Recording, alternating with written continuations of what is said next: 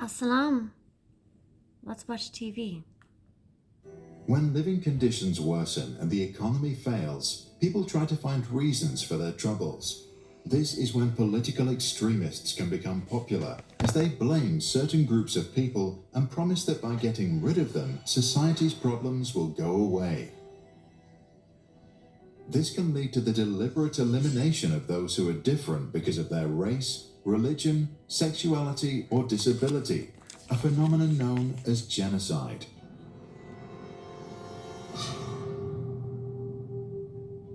The 10 stages of genocide are a framework for understanding how crimes against humanity happen, so we can spot early warning signs and potentially prevent them. Stage 1 is classification. Extremists divide people into separate groups based on their different characteristics. This often happens to create an us versus them mentality, or to find someone to blame for social problems. The second stage is symbolization. This involves assigning symbols or names to members of the other group.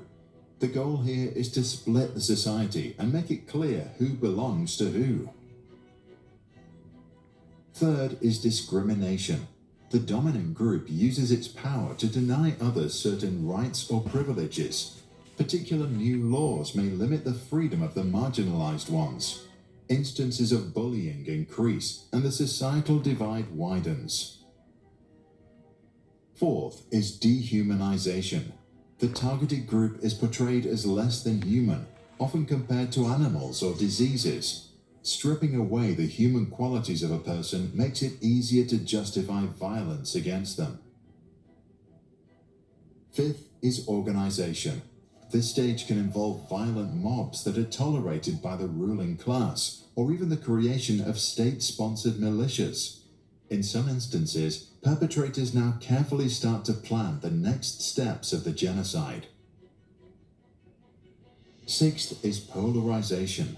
Extremists now demonize the targeted group and try to fully divide society by demanding that everyone must take a side. Moderators who want to reduce the tensions are often identified as enemies and silenced. Seventh is preparation. The criminals now plan for mass murder. They may identify victims by name or number, find where they live, and acquire weapons or build facilities to aid their efforts. Eighth is persecution. Violence escalates. The targeted group is systematically subjected to harassment, displacement, or other forms of abuse. Often all of that happens under the disguise of security measures. Ninth is extermination. The mass killing begins. The culprits view their victims as less than human, believing they are cleansing the world of an undesirable element, and in doing so justify the use of disproportionate violence. 10th is denial. Those responsible for the cruelty deny their crimes, destroy evidence, blame the victims, and attempt to rewrite history, justifying their actions as necessary for the greater good. This is why, in the aftermath of genocide, the criminals must be made accountable and the trauma must be addressed. Then the survivors may heal and society can attempt to reunite.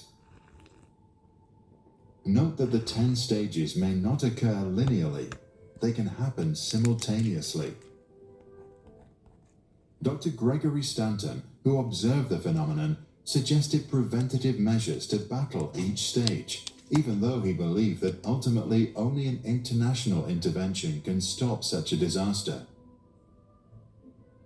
In Germany, Cambodia, Rwanda, and other places, help from outside often arrived too late for too many, which is why Stanton also founded Genocide Watch, a non-profit to help prevent the next tragedy from unfolding. What do you think? Is knowledge enough to prevent genocidal events? And if not, what other measures can we take to avoid the next human catastrophe? Share your thoughts in the comments below.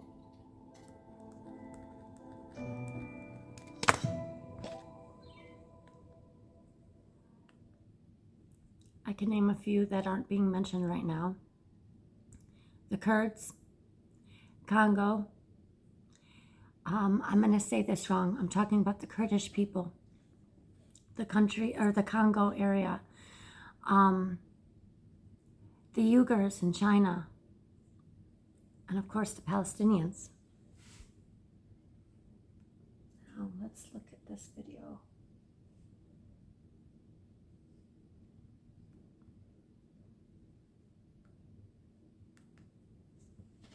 The weekend I ordered airstrikes against senior ISIS leaders hiding in the caves of Somalia. And Gotta rewind this.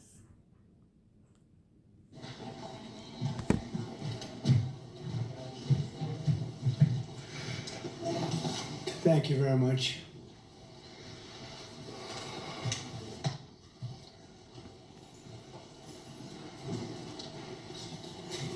That's a lot of press. Congratulations, you bring them out. You really bring them out. Today I'm delighted to welcome Israeli Prime Minister Benjamin Netanyahu back to the White House. It's a wonderful feeling and a wonderful event. We had fantastic talks, and thank you very much with your staff. He's the first foreign head of state to visit during our administration, and Bibi, I want to say it's an honor to have you with us. Over the past 4 years, the U.S. and the Israeli alliance has been tested more than any time in history. But the bonds of friendship and affection between the American and Israeli people have endured for generations, and they are absolutely unbreakable. They are unbreakable. I'm confident that under our leadership, the cherished alliance between our two countries will soon be stronger than ever. We had a great relationship. We had great victories together 4 years ago. Not so many victories over the past 4 years, however. In my first term, Prime Minister and I forged a tremendously successful partnership that brought peace and stability to the Middle East like it hadn't seen in decades. Together we defeated ISIS, we ended the disastrous Iran nuclear deal, one of the worst deals ever made, by the way, and imposed the toughest ever sanctions on the Iranian regime. We starved Hamas and Iran's other terrorist proxies, and we starved them like they had never seen before. Resources and support disappeared for them. I recognized Israel's capital, opened the American embassy in Jerusalem, and got it built, by the way. Built it too, just not only designated it, but got it built at a price that nobody's seen for 40 years. We got it built, it's beautiful, all Jerusalem stone, right from nearby, and it's something that's very special. And recognized Israeli sovereignty over the Golan Heights, something that they talked about for 70 years, and they weren't able to get it, and I got it. And with the historic Abraham Accord, something that was really an achievement that was, I think, going to become more and more important because we achieved the most significant Middle East peace agreements in half a century, but the Abraham Accords in particular, and I really believe that many countries will soon be joining this amazing peace and economic development transaction. It really is a big economic development transaction. I think we're going to have a lot of people signing up very quickly. Unfortunately, for 4 years, nobody signed up. Nobody did anything for 4 years except in the negative. Unfortunately, the weakness and incompetence of those years, those past 4 years, the grave damage around the globe that was done, including in the Middle East, grave damage all over the globe. The horrors of October 7th would never have happened if I were president. The Ukraine and Russia disaster would never have happened if I were president. Over the past 16 months, Israel has endured a sustained, aggressive, and murderous assault on every front, but they fought back bravely. You see that, you know that. What we have witnessed is an all-out attack on the very existence of a Jewish state in the Jewish homeland. The Israelis have stood strong and united in the face of an enemy that has kidnapped, tortured, raped, and slaughtered innocent men, women, children, and even little babies. I want to salute the Israeli people for meeting this trial with courage and determination and unflinching resolve. They have been strong. In our meetings today, the Prime Minister and I focused on the future, discussing how we can work together to ensure Hamas is eliminated and ultimately restore peace to a very troubled region. It's been troubled, but what's happened in the last 4 years has not been good.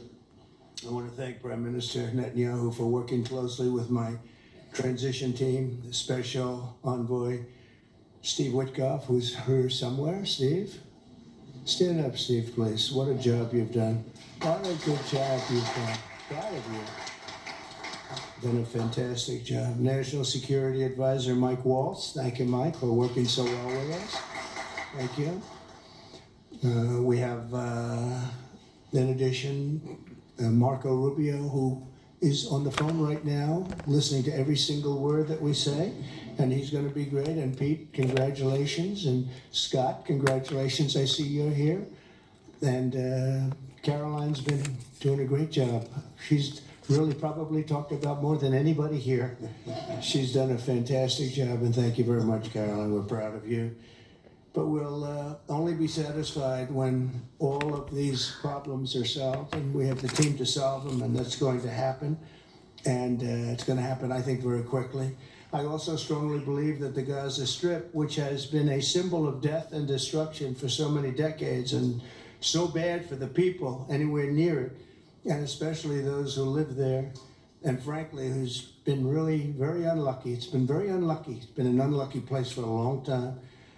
Being in its presence just has not been good, and it should not go through a process of rebuilding and occupation by the same people that have really stood there and fought for it and lived there and died there and lived a miserable existence there. Instead, we should go to other countries of interest with humanitarian hearts, and there are many of them that want to do this, and build various domains that will ultimately be occupied by the 1.8 million Palestinians living in Gaza, ending the death and destruction and, frankly, bad luck. This could be paid for by neighboring... I have to make a comment here. This is done by design. They've created this hell of a mess for the Palestinians.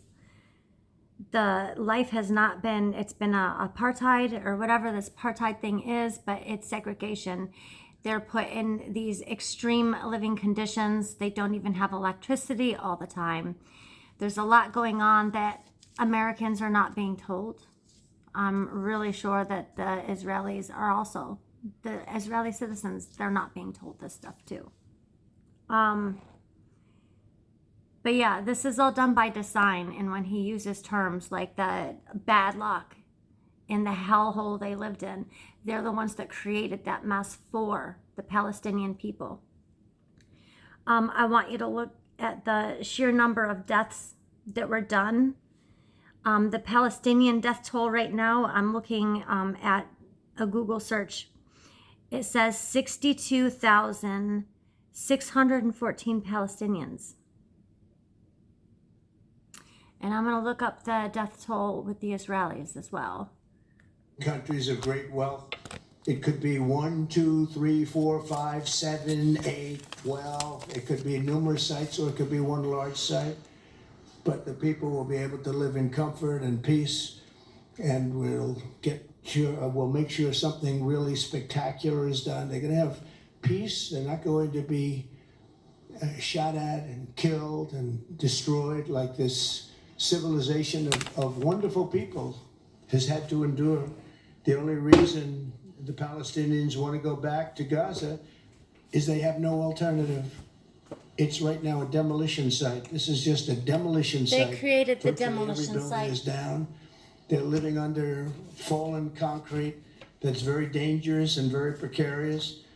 They instead can occupy all of a beautiful area with homes and safety, and they can live out their lives in peace and harmony instead of having to go back and do it again. The U.S. will take over. Peace and harmony. It's going to be in ghettos that they create, and it's not going to be peace and harmony. It's still going to be a struggle and not a way to live your life.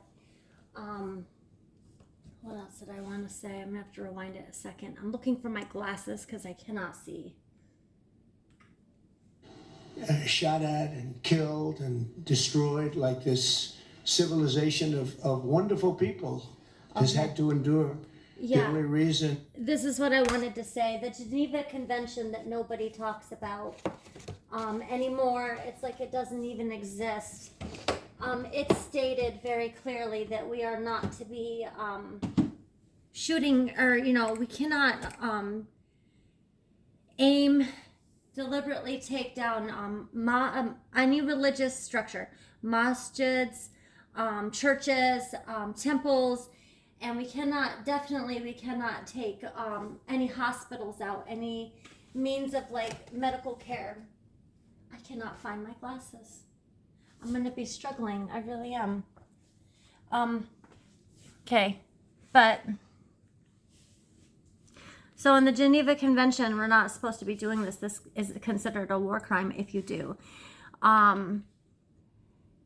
Doctors are supposed to be protected. They're not supposed to be targeted. Any kind of humanitarian aid is not supposed to be prevented. This is all in the Geneva Convention. And also those who are trying to administer the aid, like World Kitchen. I do know some stories about World Kitchen. They're supposed to be protected. They're not supposed to be targeted. And right now, there's not a hospital left standing in Gaza. There isn't a masjid left standing. My brothers and sisters still pray. They pray in the rubble where the masjid once stood. There has been deliberate targets on any kind of humanitarian aid trying to get to these people, ambulances. World Kitchen had some casualties. Just reporters were, if you look further into it, they wear these vests, and yet there was a bullet that unalived them that made it through the vest. I mean, these are very targeted, very precise. These are snipers. I know that when a child, they love to target children. The numbers is staggering. It's just crazy how many. And if there is someone who has survived, might still be there. There has been reports of drones overhead, and it just, it's like a drone with a firearm, and it just unalives the individual, whether it's a child or not. But I know this is happening with children, and it just completely breaks my heart.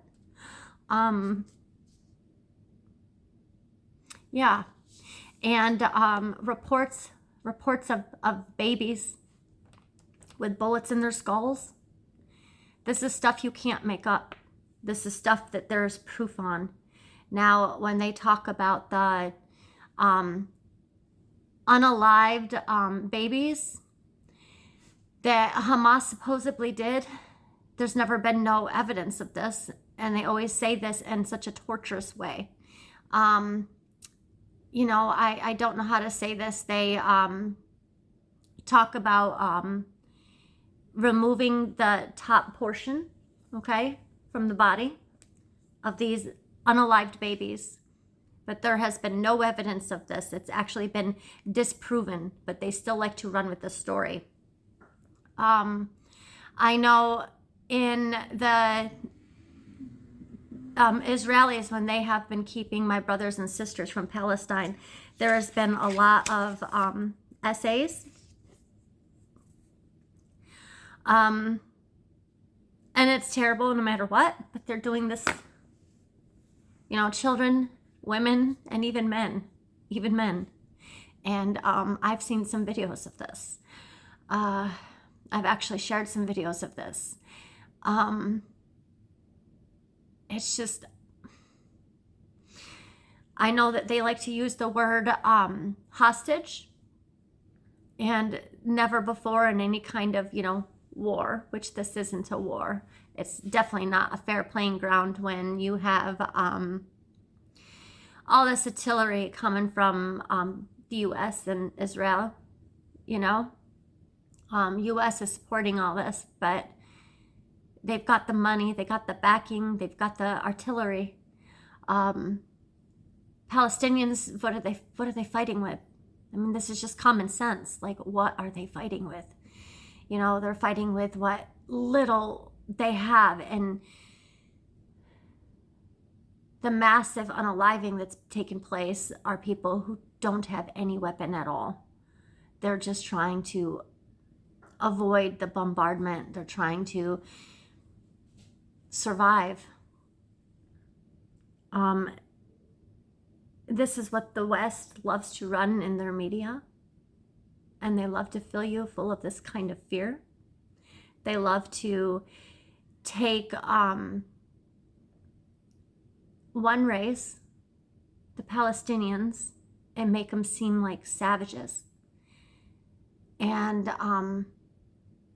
know them by their fruits, because you can clearly see. Now, the number of unalived Palestinians during this whole thing, and it's not over yet. It's not over yet. And Trump will tell you that it's not over yet. But so far, the number's been 62,614. Don't forget that number. Most of them were women and children. Children, yeah. The Palestinians want to go back to Gaza is they have no alternative. It's right now a demolition site. This is just a demolition site. Virtually every building is down. They're living under fallen concrete that's very dangerous and very precarious. They instead can occupy all of a beautiful area with homes and safety, and they can live out their lives in peace and harmony instead of having to go back and do it again. The U.S. will take over the Gaza Strip, and we will do a job with it too. We'll own it and be responsible for dismantling all of the dangerous unexploded bombs and other weapons on the site, level the site and get rid of the destroyed buildings, level it out, create an economic development that will supply unlimited numbers of jobs and housing for the people of the area. Do a real job, do something different. Just can't go back. If you go back, it's going to end up the same way it has for 100 years. I'm hopeful that this ceasefire could be the beginning of a larger and more enduring peace that will end the bloodshed and killing once and for all. With the same goal in mind, my administration has been moving quickly to restore trust in the alliance and rebuild American strength throughout the region. And we've really done that. We're a respected nation again. A lot's happened in the last couple of weeks. We are actually a very respected nation again. I ended the last administration's de facto arms embargo on over $1 billion in military assistance for Israel. And I'm also pleased to announce that this afternoon, the United States withdrew from the anti-Semitic UN Human Rights Council and ended all of the support for the UN Relief and Works Agency, which funneled money to Hamas and which was very disloyal to humanity. Today, I also took action to restore our maximum pressure policy on the Iranian regime, and we will once again enforce the most aggressive possible sanctions, drive Iranian oil export. It's a way to control the monopoly. Like I said, Hamas, the Palestinians are not fighting. They have nothing to fight with, and Hamas is fighting with freaking marbles compared to what they have standing against them. This is a wordplay right here. Preventing oil is only a way to, because I know that the U.S. is really struggling with that right now. I don't know too much about business, but I do know that U.S. is actually really doing bad with the oil industry. It's also a grab. But let me run some more numbers by you because I just took this off of a Google site, okay? These are the number of unalived people since October. 62,614 Palestinians. Compare that to 1,706 Israelis. Now, what number is going to make it right? Like, how many more innocent people have to die, be unalived? You know, but look at the numbers. Who are the victims? Know them by their fruits. Let me run that by you again. 62,614 Palestinians have lost their lives. 1,706 Israeli soldiers have lost their lives. Now, let's talk about the other, okay? We have 166 journalists who've lost their lives.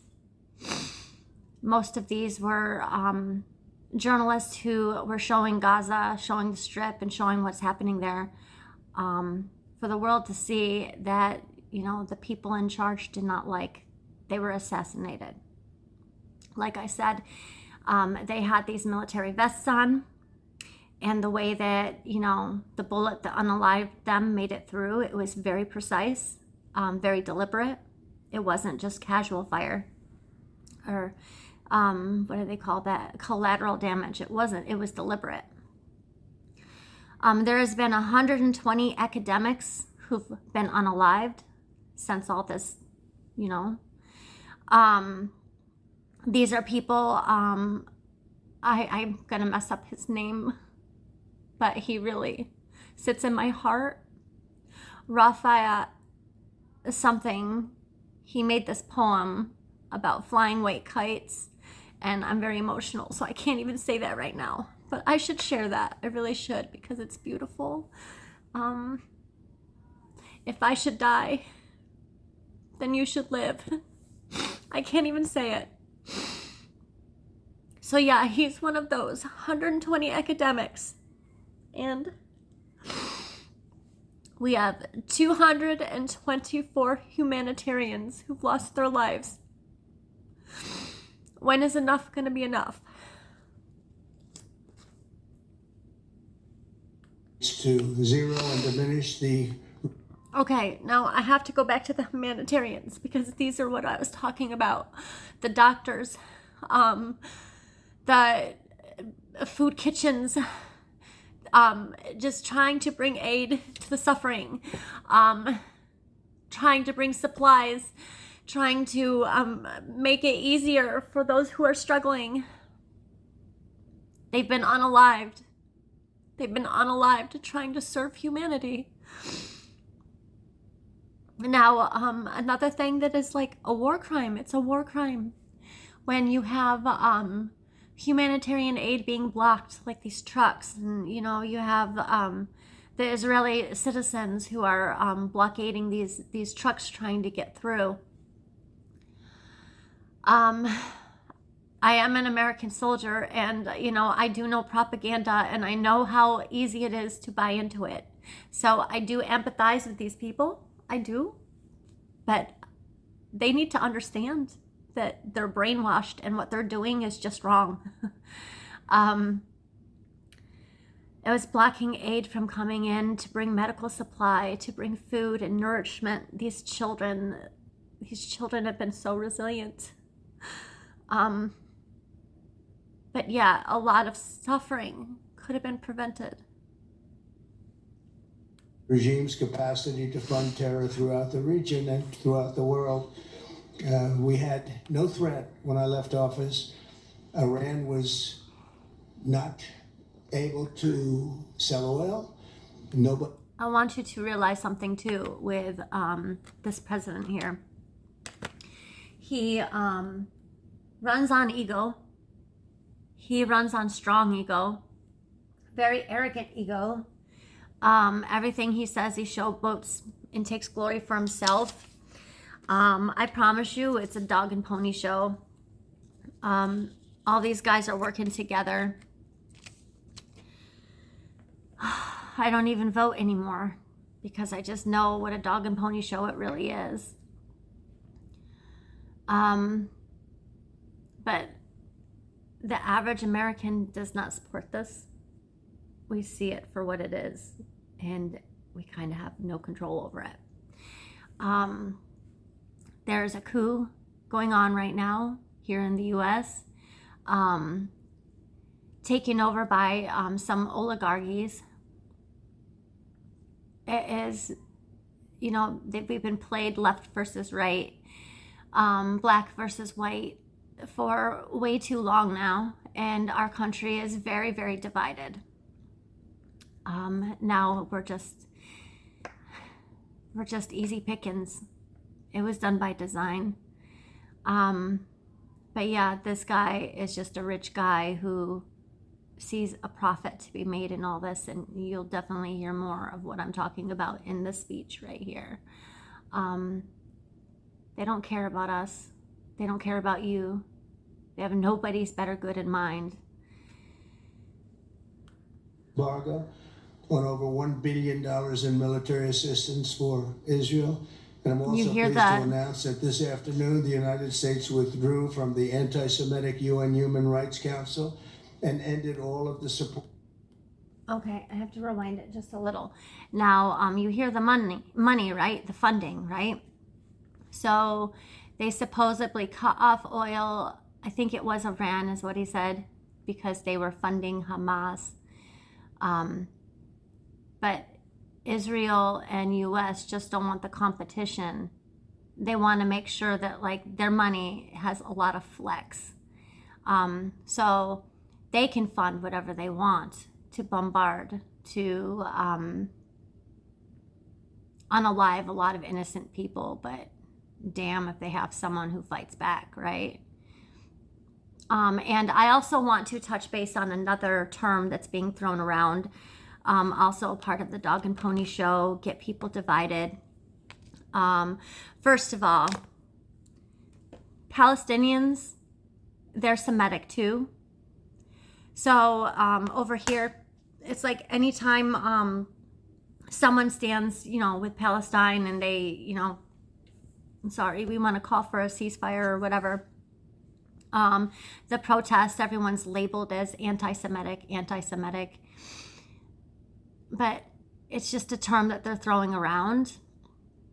The Jews are not the only Semitic people. All the people in that region are Semitic. And by the way, the Jews who live there in Israel right now, they're not even the indigenous people. They're not the Jews that you think they are. They're imposters, and you can clearly see it.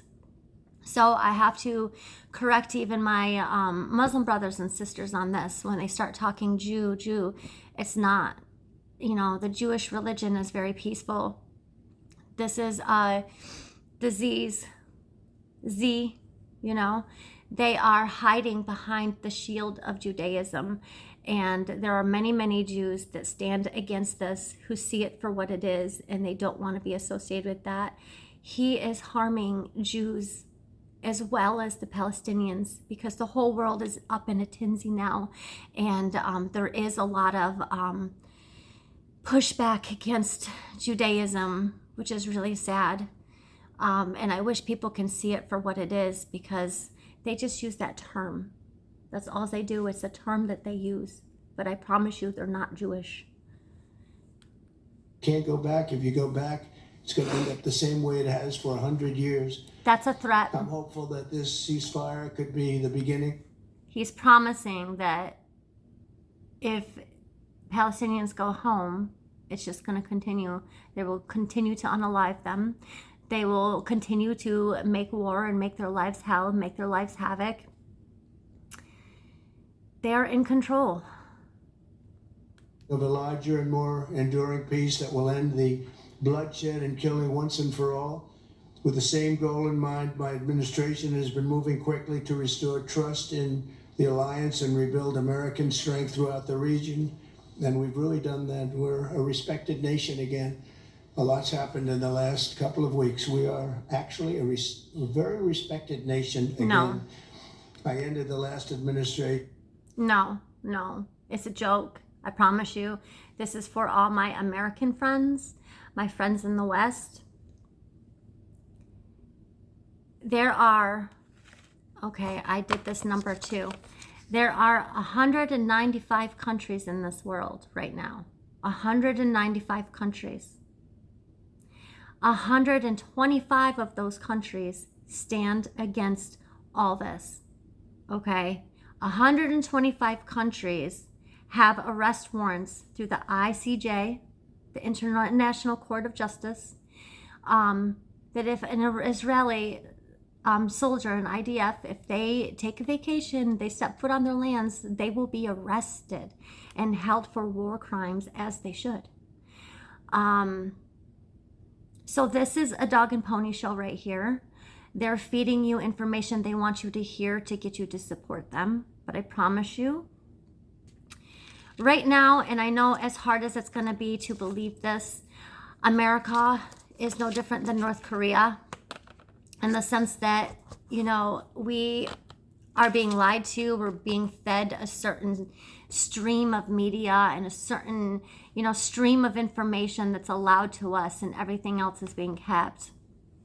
I know this from my experiences here on, you know, DieTube, if that's what you want to call it. I don't know what to say. But you know, it's like I don't do social media. It's all very, very censored. I fought for this country, and yeah, I'm still censored. So where's my freedom of speech? You know? And I don't talk vulgar. I even when I'm being attacked, I try to speak back in light and love, because I want my message received. I don't want to be shut down, and I don't like frivolous arguments. I want to make progress. So I don't insult people even when they insult me. And it's like the comments that I get from people, you know, I get, it's very hard to see this, you know, an American soldier who can think for themselves and who is not supporting the agenda. It's very, very hard for the average American to digest. But yeah, it's the censorship is very, very bad. You're only getting one side of the story, and you're being denied the other. It's going to get worse if we don't wake up. Let me play this a little bit more. But yeah, we need to do something about this, because we live like North Korea, and it's going to get a whole lot worse with these tariff wars. There will be lots of suffering here on this land, and we've done it to ourselves from staying asleep for so long. I know I have tried to reason with people. I've tried to wake people up, and I'm hated for it.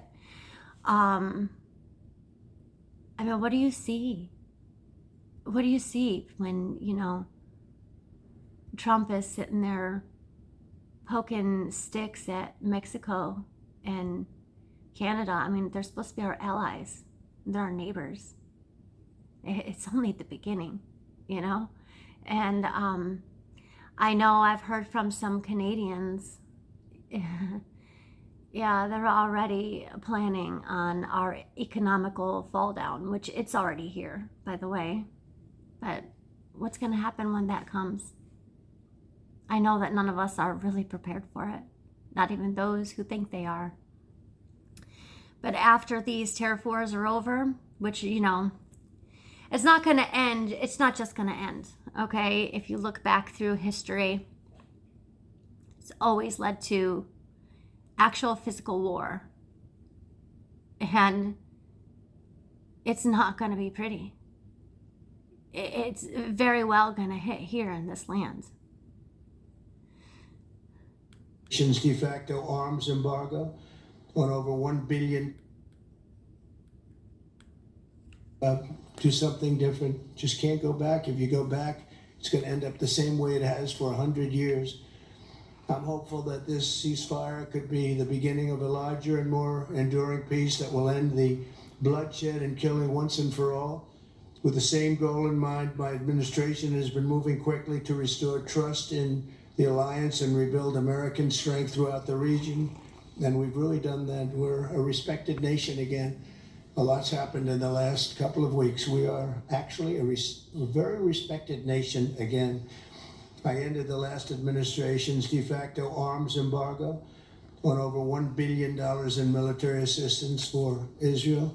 And I'm also pleased to announce that this afternoon the United States withdrew from the anti-Semitic UN Human Rights Council and ended all of the support for the UN Relief and Works Agency, which funneled money to Hamas and which was very disloyal to humanity. Today I also took action to restore a maximum pressure policy on the Iranian regime, and we will once again enforce the most aggressive possible sanctions, drive Iranian oil exports to zero, and diminish the regime's capacity to fund terror throughout the region and throughout the world. We had no threat when I left office. Iran was not, Hezbollah was not being funded. Nobody was being funded. There would never have been an October 7th. 2 weeks ago, I once again designated the Houthis as a terrorist organization. This They're trying really to saddens me. destroy world shipping lanes, and that's not going to happen. And over the weekend, I ordered airstrikes against senior ISIS leaders hiding in the caves of Somalia and took them out. Here in America, we've begun the process of deporting foreign terrorists, jihadists, and Hamas sympathizers from our soil, just as we have people that are extremely evil, and we're sending them out of our country. They came from jails. I They sped came it from up. mental institutions and insane asylums, and they were dumped into our country. They're gang members, and we're getting them out at numbers that nobody can actually believe. And every single country is taking those people back. They said they would never take them back, and they're all taking them back, and they're taking them back very gladly.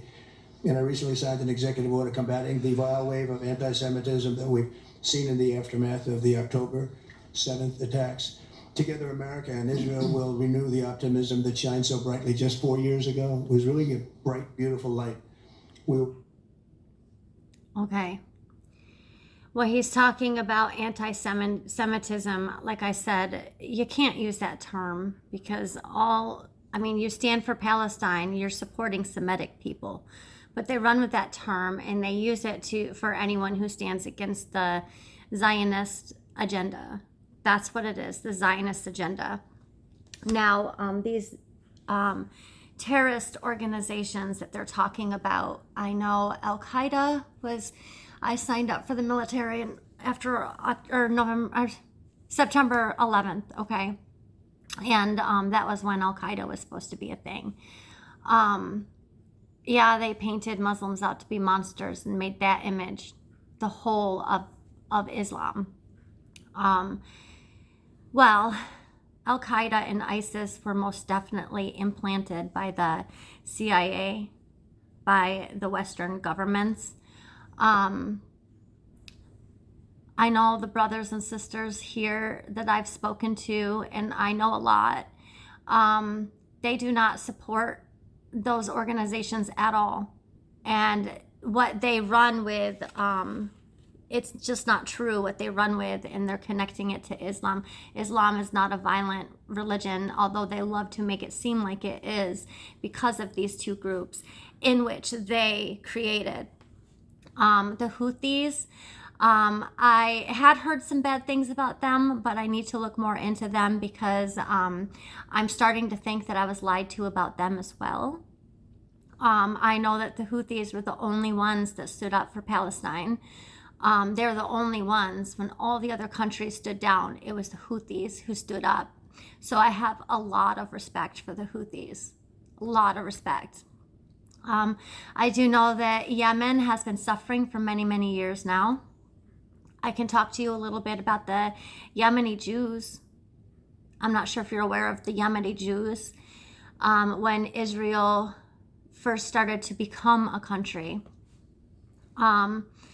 they had told the Yemeni Jews, yeah, come. And by the way, they were living peacefully in Yemen. There was no suppression. In Islam, for the beginning of time, they've lived peacefully amongst other religions with no suppression at all as to how they wanted to worship.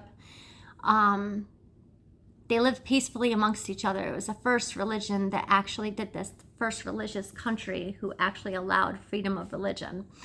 I'm not saying Yemen, but I'm saying the Islamic countries. It was the first. But anyways, let's go back to Yemen, okay? The Yemeni Jews were promised a better life. And this is the segregation I want to talk about here. Why do you think the Palestinians and Hamas, why did you think that, they rebelled? Why do you think that they, made those acts? Well, they've been under suppression for many, many years now, for almost 100 years, actually. Their life is very, very different than the Israelis. The land was originally theirs, and they opened it up and took in a bunch of Jews after World War II and the Nazi concentration camps. It just eventually got taken over by these Zionists with this agenda, and the native people, the indigenous people of that land have been pushed into ghettos. Think of it like Native Americans here in this country. They've been put, but it's even worse, okay? They've been put in these ghettos. Their everyday living is just, it's so segregated. It's so, such a depressing way to live, such suppression. They are not allowed to work. And if they do work, they have to go through all these security measures.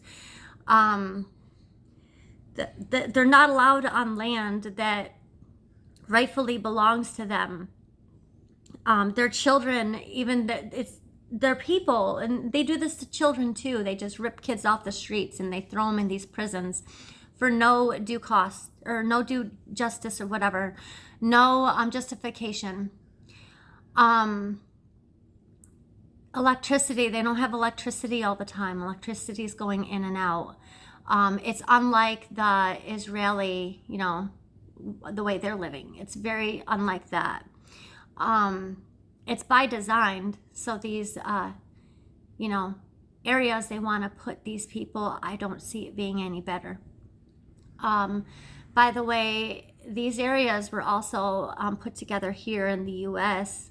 Ghettos. That's where they get the term. They get the term. I think it was from Nazi Germany, the ghettos. But anyways, this was set up for African Americans who finally became free after years and years and years of slavery. They placed them in low income areas, making it hard for them to earn their own living, with the worst possible education ever. And they did this by design so that they could keep them suppressed. If you keep a man dumb, you can keep him suppressed, easier to control. They love it when you get on welfare. You're more dependent on them. But these ghetto areas were done by design. There was laws written in, and still is to this day, which I'm floored about because the one I heard about was in the 80s. And I want to say it was out in Michigan.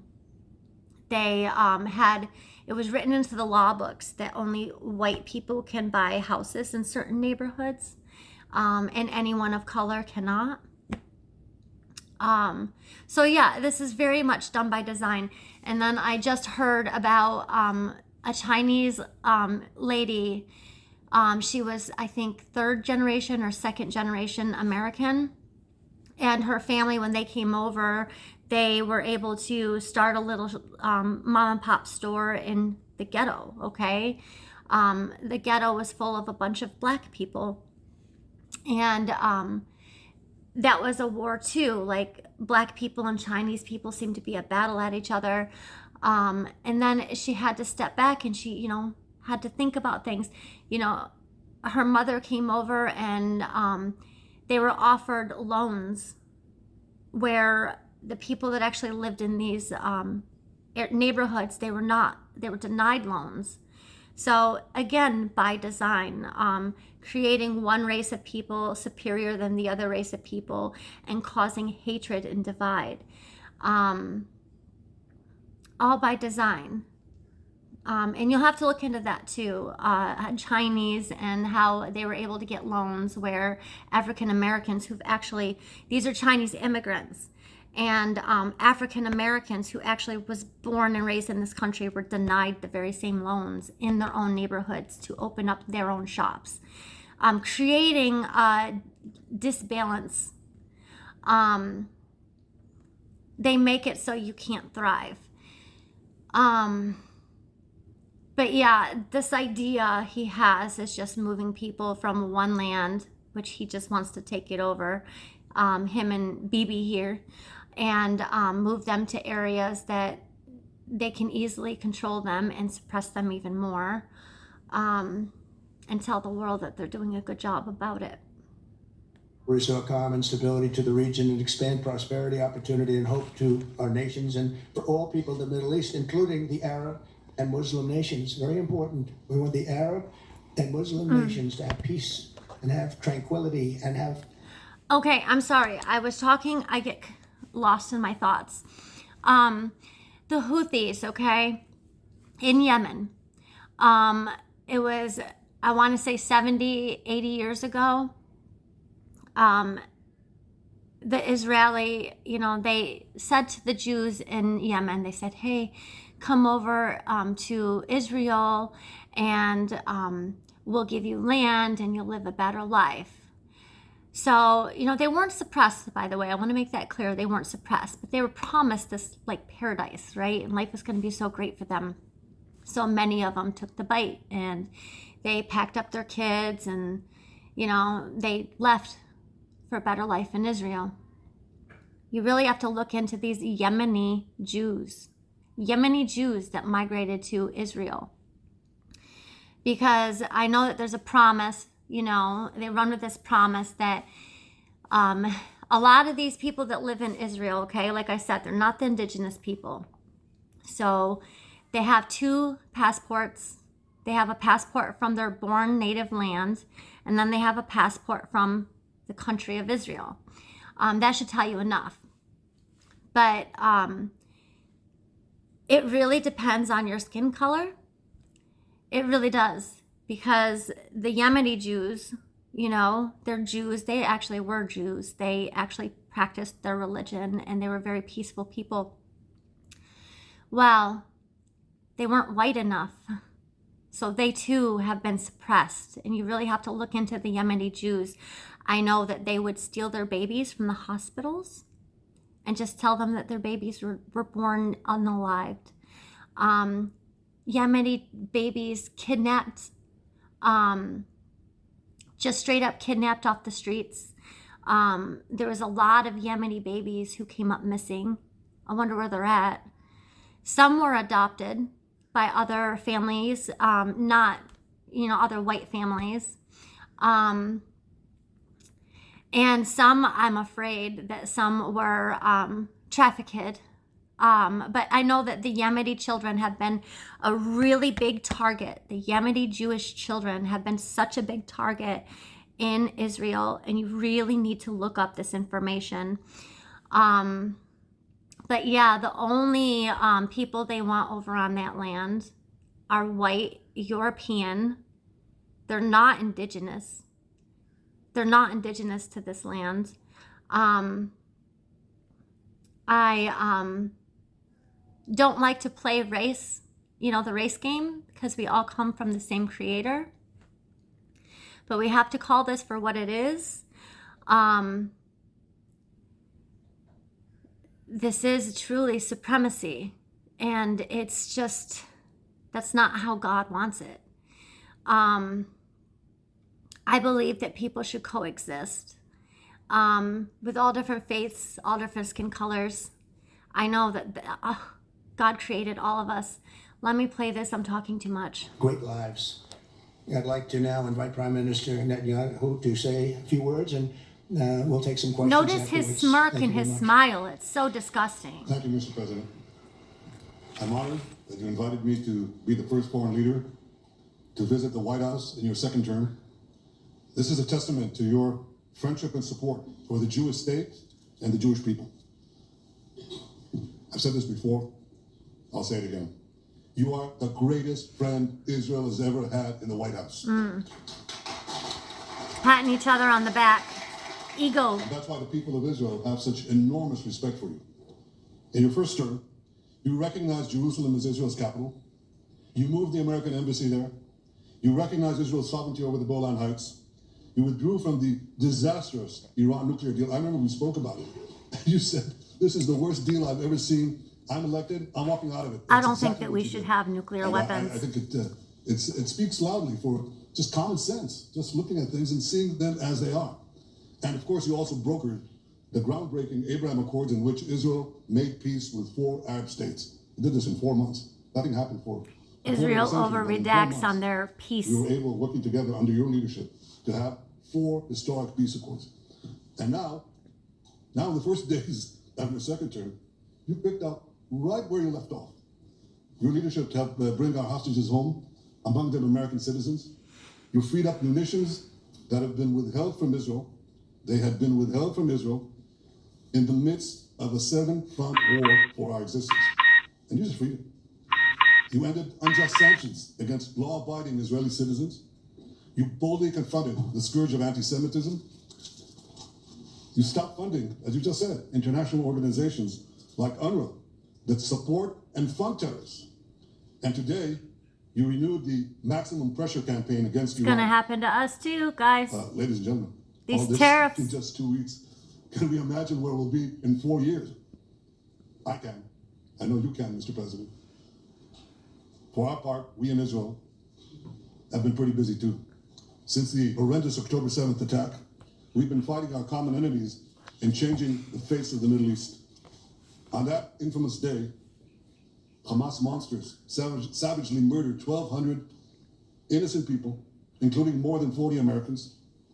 They beheaded men, they raped women, they burnt babies alive, and they These took are the stories that they 251 can't people prove. hostage to the dungeons of Gaza. And after this, Okay, these are the stories they say that has never been proven. They have no proof of any of this. But you should see that what they put out on their social media. I mean, they're documenting everything that they do. That's how I know about the my Palestinian brothers who've been essayed. I've seen a couple of them. It's just so degrading. And just the torture, the satire, the satire that they make poking fun of the suffering of Palestinians. Know them by their fruits. This is what I mean. Know them by their fruits. He's running with scare tactics. It's called the Merchants of Chaos. They want you to believe whatever they tell you so that they can continue to do their war crimes. They can continue to unalive people. They can continue to suppress people. Make the victims out to be monsters and make them out to be the victims. But let me repeat the number again. We have 62,614 Palestinians who've been unalived. Okay? We have 1,706 Israelis who've been unalived. So, I don't know. Who are the monsters? How many more people have to be unalived? worst attack on Jews since the Holocaust. Iran and its henchmen in the Middle East were absolutely ecstatic. Haniya praised the massacre. Sinwar said that Israel was finished. Nasrallah boasted that Israel was, here's what he said, as feeble as a spider's web. Well, Mr. President, Haniya is gone. Sinwar is gone. Nasrallah is gone. We've devastated Hamas. We decimated Hezbollah. We destroyed Assad's remaining armaments. And we crippled Iran's air defenses. And in doing this, we've defeated some of America's worst enemies. We took out terrorists who were wanted for decades for shedding rivers of American blood, including the blood of 241 Marines murdered in Beirut. We accomplished all this. I think America's with the biggest indomitable enemy spirit is of our domestic. people and the boundless courage of our soldiers. The Bible says that the people of Israel shall rise like lions, and boy did we rise. Today, the roar of the Lion of Judah is heard Using loudly throughout the Middle East. biblical scripture Israel has never been stronger, to and the Iran terror manipulate you. has never been weaker. But as we Sounds discussed, like Mr. when President, Jesus came, huh? to secure our future and bring peace to our region, we have to finish the job. In Gaza, Israel has 3 goals: destroy Hamas's military and governing capabilities, secure the release of all of our hostages, and ensure that Gaza never again poses a threat to Israel. Again, they use the word I believe, hostage. Mr. President, that your willingness If this was a to war, puncture which it conventional wasn't, thinking, it was a thinking genocide, that it's or failed time and time and time genocide. again, your willingness to think outside the box with fresh ideas. It would be will help a us achieve prisoner all of these goals. war, a And POW. I've seen you do this many times. You cut to the chase. You see things others refuse to see. You say things others refuse to say. And on after the jaws drop, people scratch their heads and they say, you know, he's right. And this is the kind of thinking that enabled us to bring the Abraham Accords. This is the kind of thinking that will reshape the Middle East and bring peace. We also see eye to eye on Iran. That's the same Iran. They tried to kill us both. They tried to kill you, Mr. President.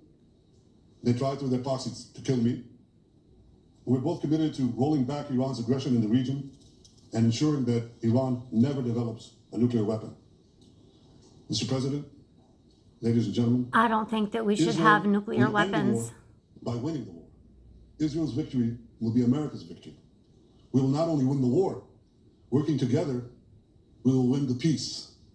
With your leadership, Mr. President, and our partnership, I believe that we will forge a brilliant future for our region and bring our great alliance to even greater heights. Thank you. Thank you very much, baby. Very nice. Thank you.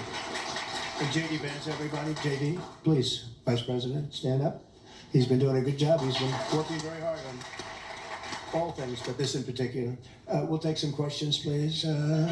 Yes, ma'am. Go ahead, please. Go ahead. Yeah, go ahead. Can a normalization deal with Saudi Arabia be achieved without the acknowledgement of a Palestinian state? That question for you too, Mr. Prime Minister.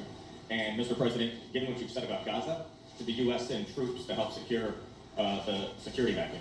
So Saudi Arabia is going to be very helpful, and they have been very helpful. They want peace in the Middle East. It's very simple. We know their leader and their leaders very well. They're wonderful people, and they want peace in the Middle East. As far as Gaza is concerned, we'll do what is necessary. If it's necessary, we'll do that. We're going to take over that peace. We're going to develop it, create thousands and thousands of jobs, and it'll be something that the entire Middle East can be very proud of. But everybody feels that continuing the same process that's gone on forever, over and over again, and then it starts, and then the killing starts, and all of the other problems start, and you end up in the same place, and we don't want to see that happen. So, Okay. The reason why it keeps starting back up is because the suppression does not stop. I really beg you to put your place in the Palestinian, the way that they've been forced to live all these years. What would you do? What would you do if it was your mother, your child, if you just wanted to go to work and you couldn't, if everything was stacked against you? What would you do? It's put yourself in their shoes, try and empathize. They love to run with this. by the United States with its stability and strength, owning it, especially the strength that we're developing and developed over the last fairly short period of time, I would say really since the election, I think we'll be a great keeper of something that is very, very strong, very powerful, and very, very good for the area, not just for Israel, for the entire Middle East, very important. And we'll, again, have thousands of jobs, and there'll be jobs for everyone, not for a specific group of people, but for everybody. As long as please. you're white. I think peace between Israel and Saudi Arabia is not only feasible, I think it's going to happen. I think if we had another half a year in your first term, it would have already happened. Many, many more, I agree, many more nations. I think you can't prejudge and pre-guess how we'll achieve it, but I'm committed to achieving it, and I know the president is. What they're talking is about Western colonization. There's no coexisting, and it's funny how the West likes to stand on their moral high ground, the moral compass. They have the front face of democracy. I don't feel free. I don't feel free. But yeah, they go from land to land, and they force indigenous people to take on their way of life. It be Christianity, And by the way, Christianity today isn't what Jesus preached. It's not the Christianity of his day. Just like Judaism has been changed too.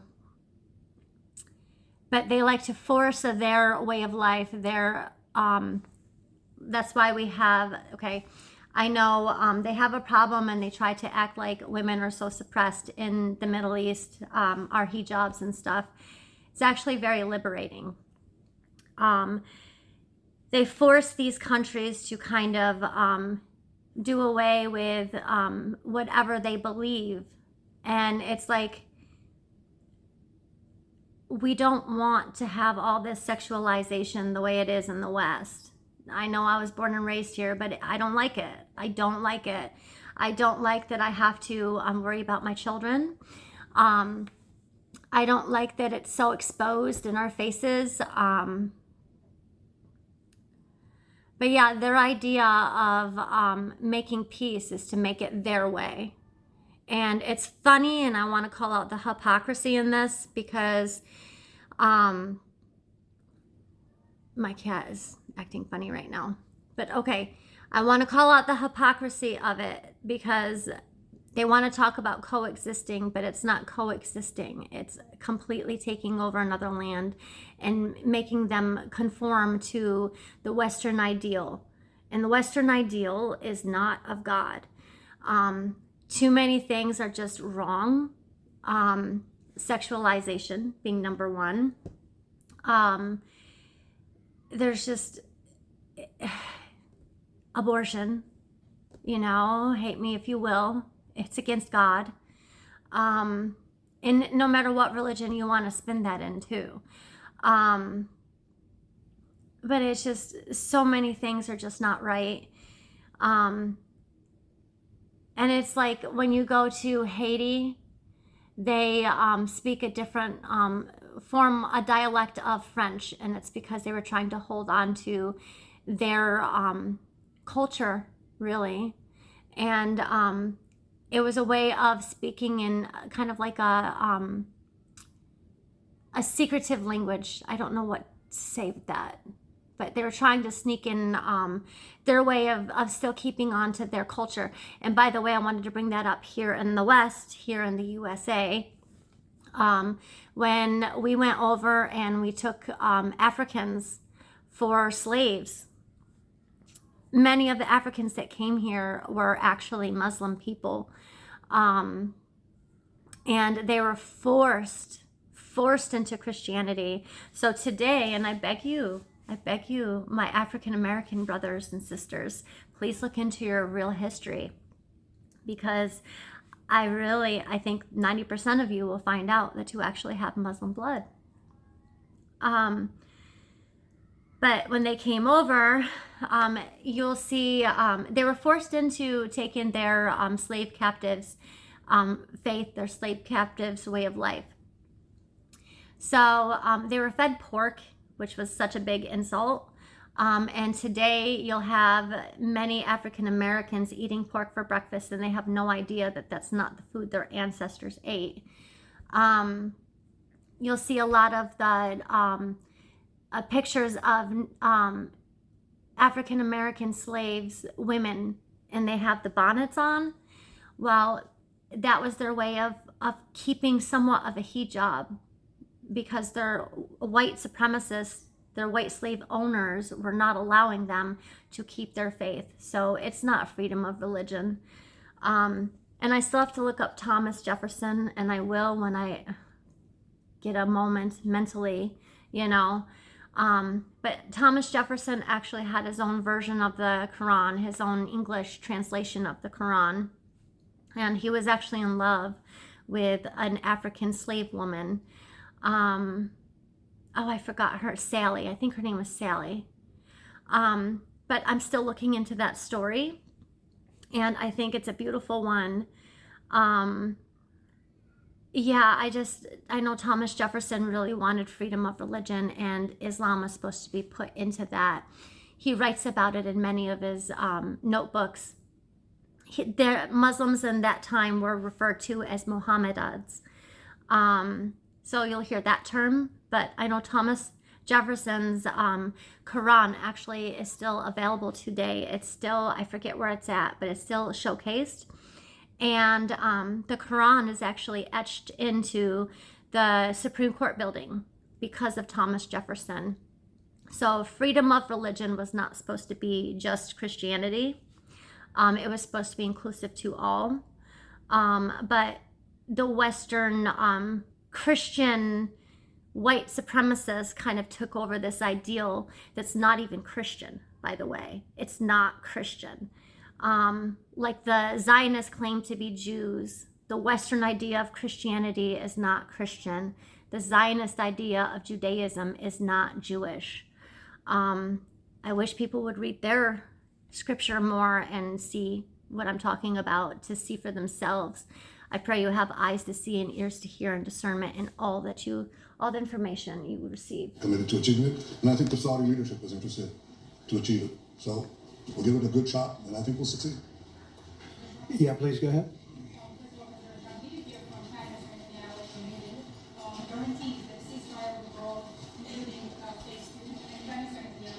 Okay. Listen, I want you to hear this, okay? I've watched this a few times already. I want you to hear this, okay? Because this is his quick way of not answering a question he doesn't want to answer. And how, easy it was for him to. I can hear what she's saying, but listen to this. I didn't pre-guess how we'll achieve it, but I'm committed to achieving it, and I know the president is committed to achieving it, and I think the Saudi leadership is interested to achieve it. So we'll give it a good shot, and I think we'll succeed. Yeah, please go ahead.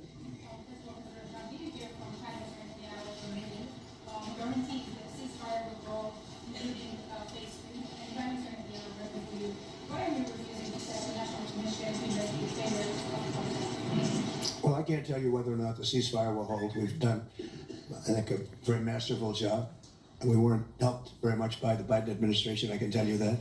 But we've gotten quite a few hostages out. We're going to get This more is a out. common play in We're dealing with very America. complex Blame people. all the wrongdoing And on obviously the they're last doing guy everything else. We and certainly take wanna all have the them credit out. for what's They've come out good for damaged themselves. in many ways, damaged, very damaged people. But they're going to get better, and they're going to be strong, and they're going to have a good life. And we hope to get as many as possible out. Whether or not it holds, I don't know. We hope it holds. We hope it holds. I think that the appropriate time, which I think will enable us to really investigate what happens, what were the causes of the failures, by an independent commission that will be accepted by the majority of the people. We don't want it accepted by one half of the people and not the other. I think we should have it, and we should find out exactly what happened. I'm insisting on it. And believe me, it'll surprise a lot of people when it happens. Kelly, go ahead, please.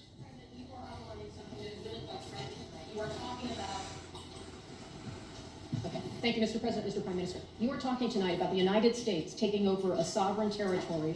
What authority would allow you to do that? Are you talking about a permanent occupation there, redevelopment? And Mr. Prime Minister, do you see this idea as a way to expand the boundaries of Israel and to have a longer peace, even though the Israeli people know how important that land is to you and your citizens, just as the space is inherited by the Palestinians as well? I do see a long-term ownership position, and I see it bringing great stability to that part of the Middle East and maybe the entire Middle East. And everybody I've spoken to, this was not a decision made lightly. Everybody I've spoken to loves the idea of the United States owning that piece of land, developing and creating thousands of jobs with something that will be magnificent in a really magnificent area that nobody would know. Nobody can look because all they see is death and destruction and rubble and demolished buildings falling all over. It's just a terrible sight. I've studied it. I've studied this very closely over a lot of months, and I've seen it from every different angle. And it's a very, very dangerous place to be, and it's only going to get worse. And I think this is an idea Another that's gotten threat. tremendous, and I'm talking about from the highest level of leadership, gotten tremendous praise. And if the United States can help to bring stability and peace in the Middle East, we'll do that. Baby. I mentioned again tonight our three goals, and the third goal is to make sure that Gaza never poses a threat to Israel again. Oh, yeah. President Trump is taking it to a much higher level. He sees Just a make different- all he the sees a people move different away. future for that piece of land. So that you has can been build your the focus condos. of so much terrorism, so many attacks against us, so many trials and so many tribulations. He has a different idea.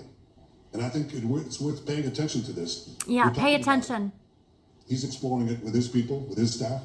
I think it's something that could change history. And it's worthwhile really pursuing this avenue. Yeah, please go.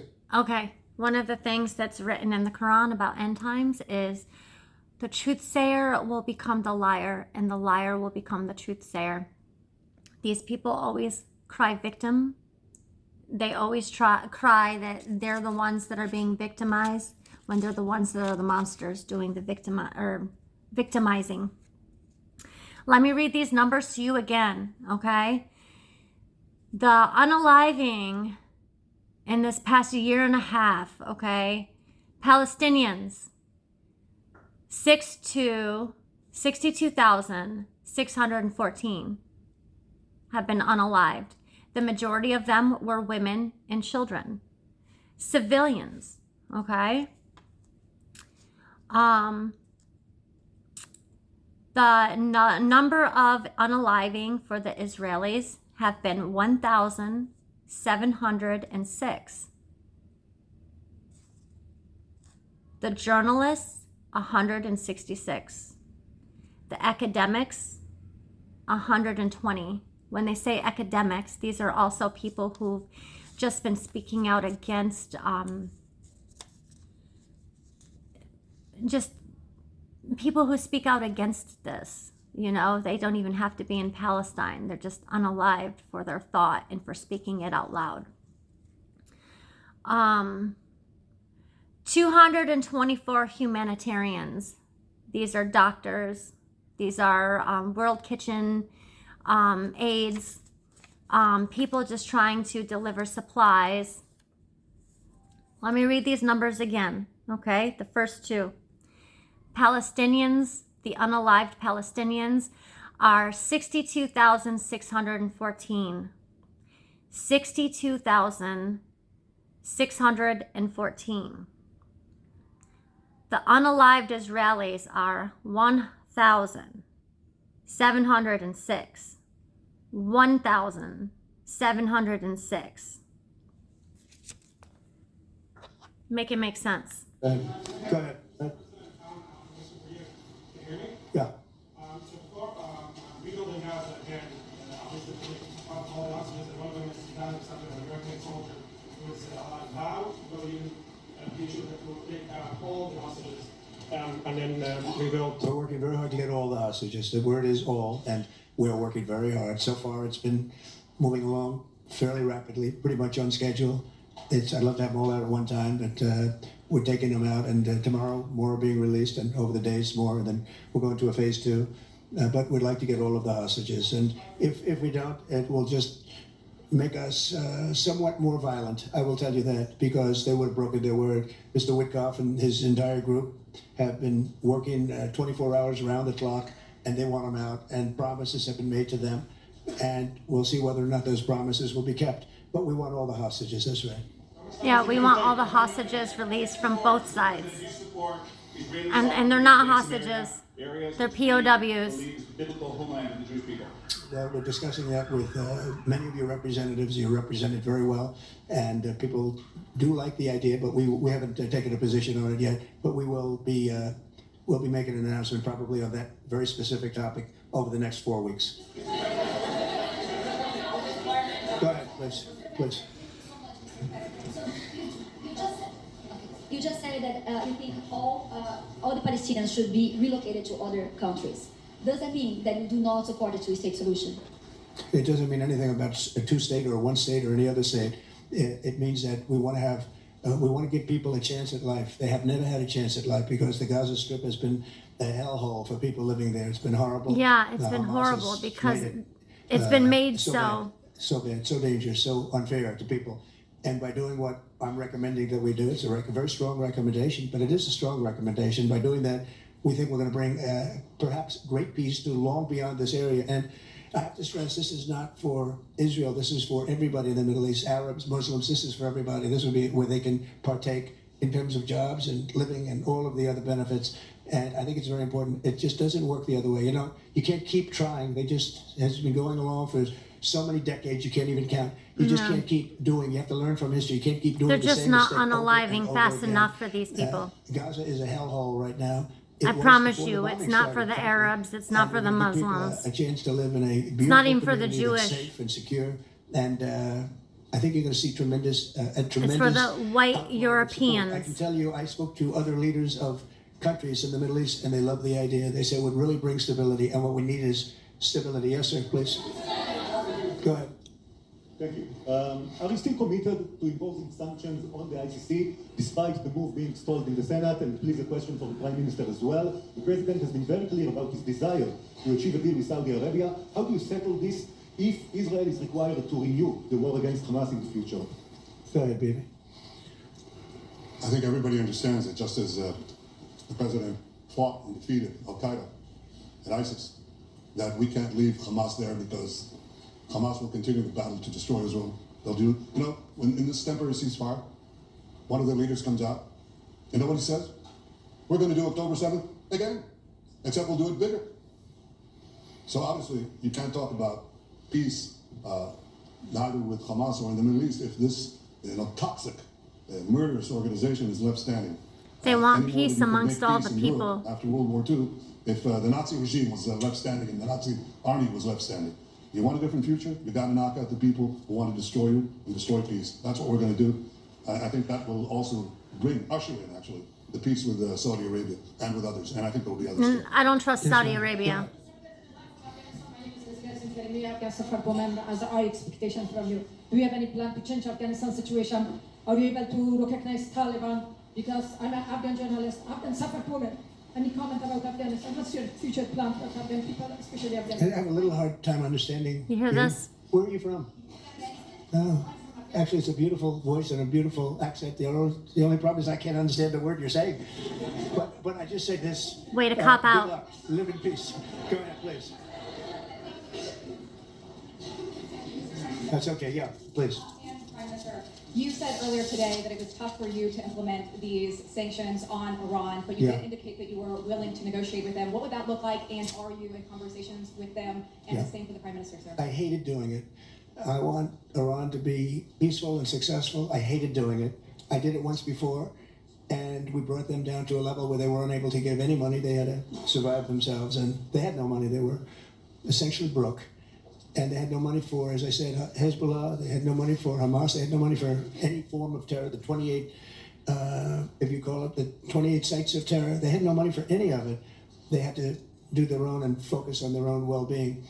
And I hated to do it then, and I hate to do it just as much now. And I say this, and I say this to Iran, who's listening very intently. I would love to be able to make a great deal, a deal where you can get on with your lives and you'll do wonderfully. You'll do wonderfully. Incredible people. He would love for them Industrious, to make it beautiful, easy just for him to take them unbelievable over. Group of people in Iran, and I know them well. I have many friends from Iran and many friends that are Americans from Iran, and they're very proud of Iran. But I hated to do it, just so you understand. And I hope we're going to be able to do something so that it doesn't end up in a very catastrophic situation. That's another I don't want threat. to see that happen. I really want to see peace, and I hope that we're able to do that. They cannot have a nuclear weapon. It's very simple. I'm not putting restrictions.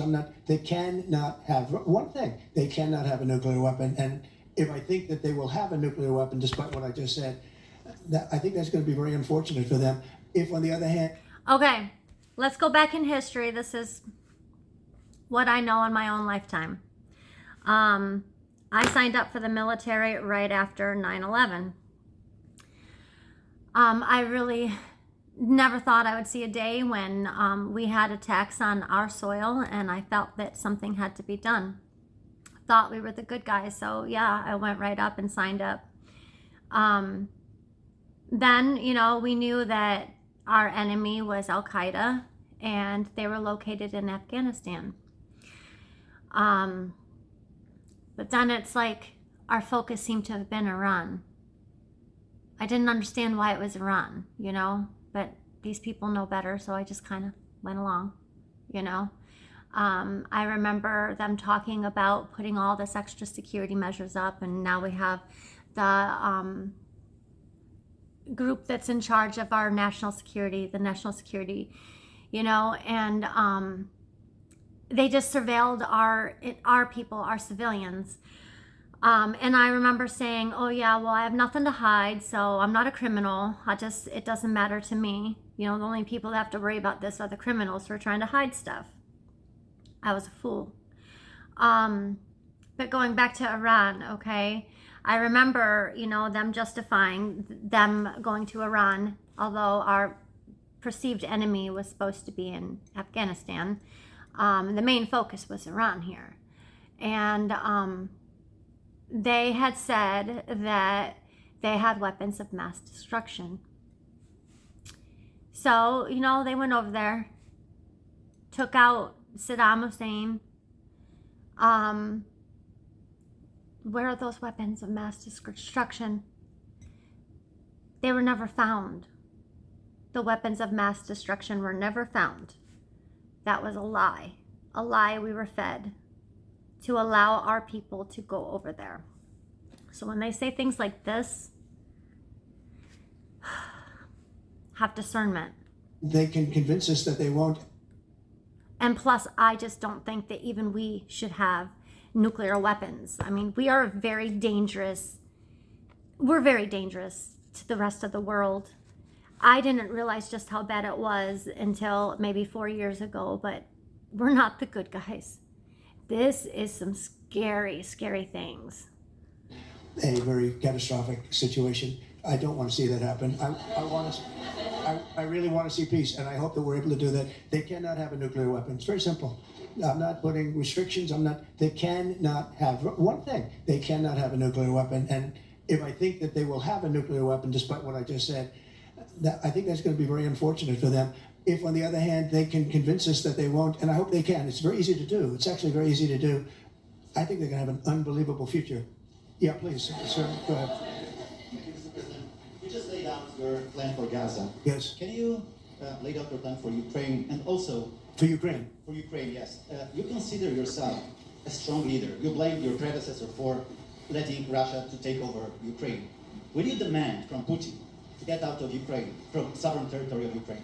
So we're dealing right now with the subject. I don't want to spend a lot of time because we're here for another reason, but we are having very good talks, very constructive talks on Ukraine. And we are talking to the Russians. We're talking to the Ukrainian leadership. It would have never happened. That would have never happened. It should have never happened.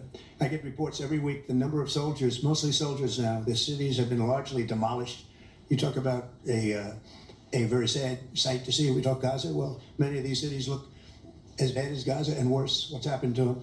And I want to see that end. And I want to see it end for one simple reason, the life of young people being absolutely obliterated on both sides. You probably have 700,000 Ukrainian soldiers dead, 800,000, maybe more Russian soldiers dead.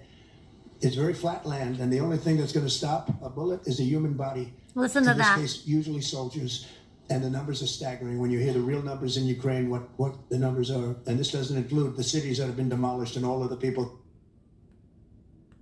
For one simple reason, the life of young people being absolutely obliterated on both sides. You probably have 700,000 Ukrainian soldiers dead. Okay. These people who call for these wars, they're not the ones fighting it.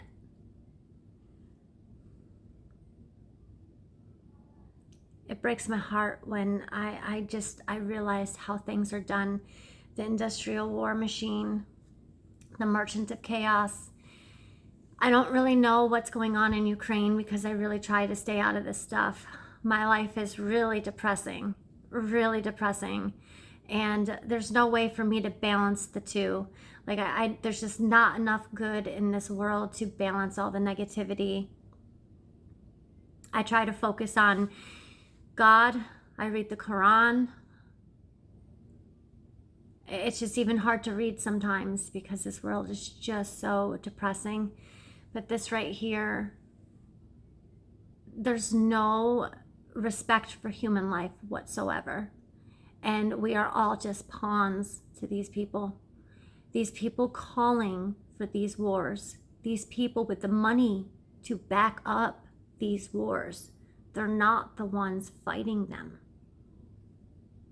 800,000, maybe more Russian soldiers dead.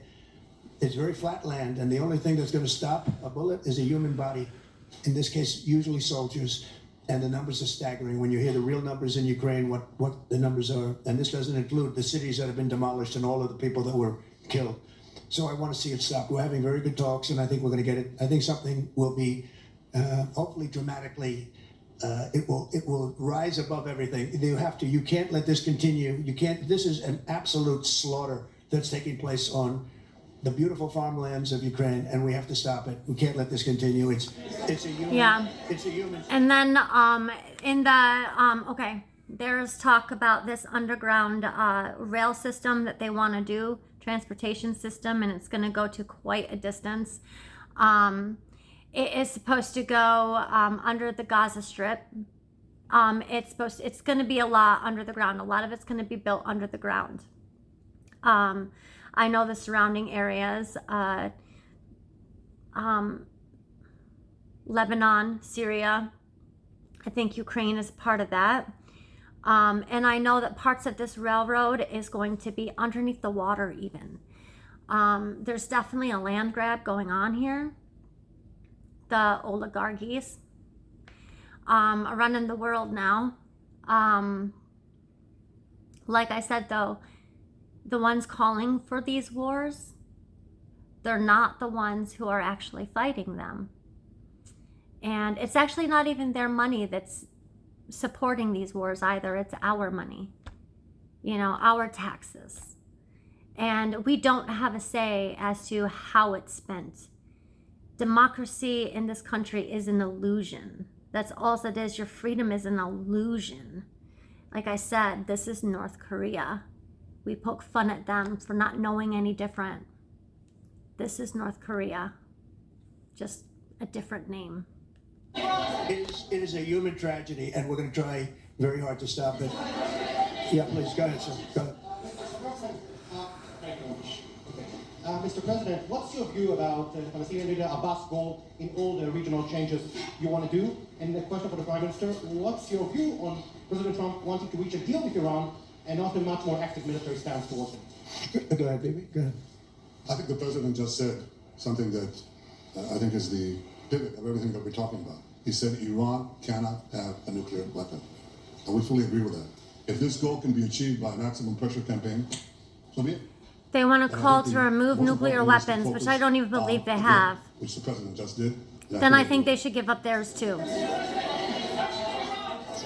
Well, I said it, and he said it very well. It's a campaign of pressure to see if we can get something done. He doesn't want to do what some people think will automatically happen because they're very difficult people to deal with, as you know. But if we could solve this problem without warfare, without all of the things that you've been witnessing over the last number of years, it would be. I think it would be a tremendous thing. Go ahead, please. Do you have any plans to visit Israel soon? To visit where? Oh, well, I love Israel. I will visit there, and I'll visit Gaza, and I'll visit Saudi Arabia, and I'll visit other places all over the Middle East. The Middle East is an incredible place, so vibrant, so it's just one of the really beautiful places with great people. And I think a lot of bad leadership has taken place in the Middle East that's allowed this to happen. It's just terrible. And that includes on the American side, by the way. We should have never gotten in there a long time ago, spent trillions of dollars and created so much death. So that includes Americans, but yeah, I'll be visiting a lot of different places in the Middle East. I've been invited everywhere, but I will be visiting some, yeah. Okay. Let's go. Caitlin, go ahead, Caitlin. Caitlin, go ahead. On what you were saying there. Say it, go ahead, please. Just to follow up on what you were saying about the Gazans leaving Gaza, going to other countries. One, where exactly are you suggesting that they should go? And two, are you saying they should return after it's rebuilt? And if not, who do you envision living there? I envision a world, people living there, the world's people. I think you'll make that into an international, unbelievable place. I think the potential in the Gaza Strip is unbelievable. And I think the entire world, representatives from all over the world will be there, and they'll live there. Palestinians also. Palestinians will live there. Many people will live there. But they've tried the other, and they've tried it for decades and decades and decades. It's not going to work. It didn't work. It will never work. And you have to learn from history. History is, just can't let it keep repeating itself. We have an opportunity to do something that could be phenomenal. And I don't want to be cute. I don't want to be a wise guy, but the Riviera of the Middle East, this could be something that could be this could be so magnificent. But more importantly than that is the people that have been absolutely destroyed that live there now can live in peace in a much better situation because they're living in hell. And those people will now The be hell able to that live they in peace. We'll make created. sure that it's done world class. It'll be This wonderful guy's for a the people. real estate guy. He's a real Palestinians, estate mostly we're talking guru. about. And I have a feeling that despite them saying no, I have a feeling that the king in Jordan and that the general president, but that the general in Egypt will open their hearts and will give us the kind of land that we need to get this done, and people can live in harmony and in peace. Thank you all very much. They go around and flex. That's what they do. They go around and flex. Saying, well, that time. Okay, I love blogging theology. Hold on a second. Okay. Has the right to take what belongs to its people. The people of Gaza will not give up their land. They will not surrender. No matter how much destruction they face, no matter how many bombs fall upon them, they will stay. And even if their homes are turned to dust, they will rebuild, brick by brick, street by street. It does not matter how long it takes, because the people of Gaza are the strongest people of our generation. They have endured suffering beyond imagination, yet they remain unshaken in their faith, unwavering in their resolve. And now, after all their hardship, we hear the outrageous claim from Donald Trump that the United States will own Gaza. Who gave him the right? Who does he think he is to lay claim to the land of 2 million innocent people? This is ethnic cleansing in broad daylight.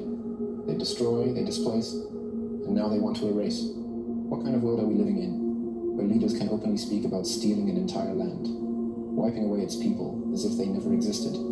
Gaza is not an empty piece of land waiting for a new owner. It is a home to over 2 million people that is filled with memories, love, and sacrifice.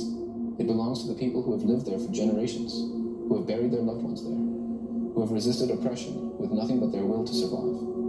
Imagine being forced from your home, not because of anything you did, but because someone else decided you do not belong. Imagine looking at the ruins of your city, only to be told it no longer belongs to you. Where is the justice in this? When our Prophet Muhammad ﷺ was forced to leave Makkah, he turned back to his beloved city and said, "By Allah, you are the most beloved land to me. Had your people not expelled me, I would never have left." If Rasulullah ﷺ felt such sorrow for one city, how must 2 million people of Gaza feel when they are told their entire land will be taken? And if it is Gaza today, what will it be tomorrow? The West Bank? And then what? How far will this injustice go before the world finally says, enough? Allah has sent a strong warning to the oppressors in the Quran, and do not drive people out of their homes unjustly, nor oppress them, for Allah does not love the oppressors.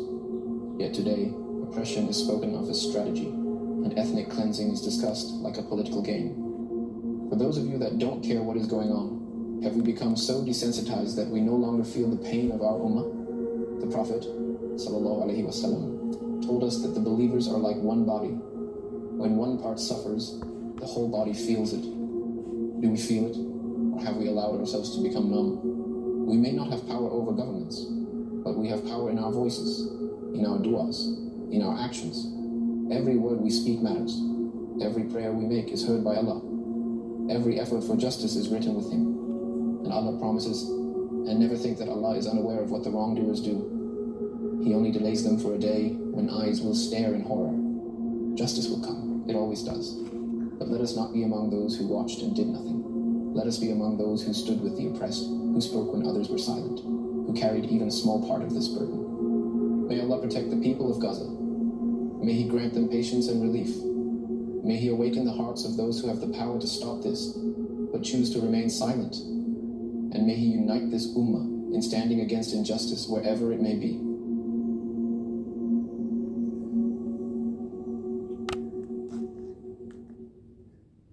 Okay. And I think that that's enough said for now. Sorry these videos are so long. There's just so much that needs to go into them. I really feel that the last video I did injustice to, because I didn't add so much content to it. But this is where I'm going to end it. I want to say assalamu alaikum. Do your own research. Try and look into the other side and try and empathize. It's one thing humanity is missing is empathy. But assalamu alaikum, and just do better.